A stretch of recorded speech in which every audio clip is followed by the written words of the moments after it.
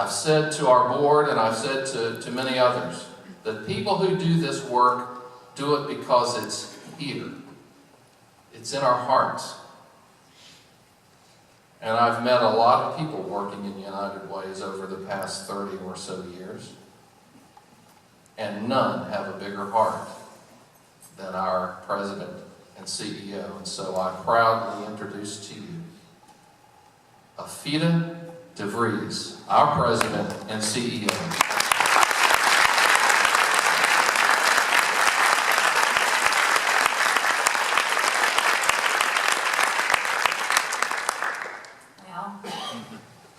I hope that you are all at some point in your lives have already been blessed with an introduction like that one. It is humbling and makes you take a second to catch your breath and think about and reflect on where you came from and where you're going.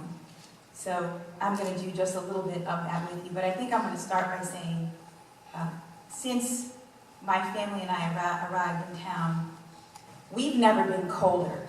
I mean, I forgot what it was like to be cold. My children never have known cold. We bought gloves and coats, don't know what to do with them. But despite that, we have never been more warmly received. We have never experienced the kind of warmth that we have experienced since the day we arrived in town in January to see what this would be like, and to this very moment as I stand here before you saying hello and introducing myself to you.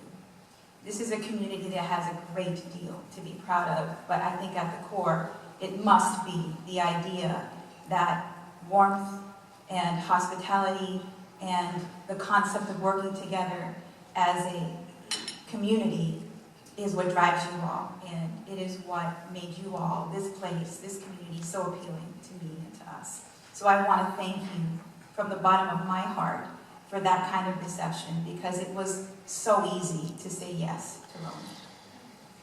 Now, since I've been here, I want to share with you that the number one question I have been asked repeatedly is, you probably already know what it is. This is how it goes. Tampa, huh? What made you come to Roanoke? We got here, it snowed the next day. Natural question. And then the question is then, well, you know, Tampa's a big city. Why would you come to Roanoke? So I want to sort of share a perspective that I've developed over the course of my career as a United Way professional. As a United Way professional that has not only worked in communities of various sizes, but have also worked on behalf of the United Way system globally. I've seen what community is at essence. And so here is the universal truth that underpins any city, town, community. And that is that within that environment, there is a group of people who have a vision, a passion, a commitment toward an idea of what that community, city, town, village could be. They have a dream for what the potential is for those who are in need, and they are willing and committed to do whatever is necessary to make that dream come to fruition. And the size of that community is really measured best by the size of that population of people. So by that measure, and by that standard, Roanoke is a huge city. I mean, look at you all. Look at you.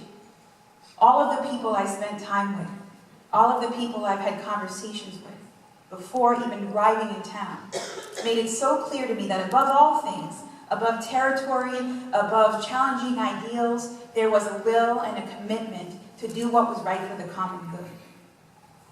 Now, if you come from where I come from, where if you've seen the things I've seen through the United Way and through the many auspices of my family experiences, there was no way that I could say no to a community like this one.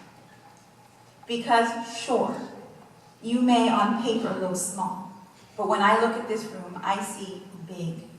Because there is big idea in this room, and there is big vision, and there is a will to do what you can to improve conditions for people around you and beyond you, and people you may never even meet. That is what is at the heart of any successful United Way. It is what makes us successful. And I am so proud and feel so grateful to have an opportunity to lead a United Way that is supported by such a big, big city. We are your United Way, motivated by things that people may not even understand or realize. Because ultimately, your United Way is in the business of challenging conventional wisdom. The idea that a child is destined to failure because of the environment or circumstances that they're born into, we challenge that. And you challenge it with us when you support us. The idea that poverty is a life sentence, we challenge that idea.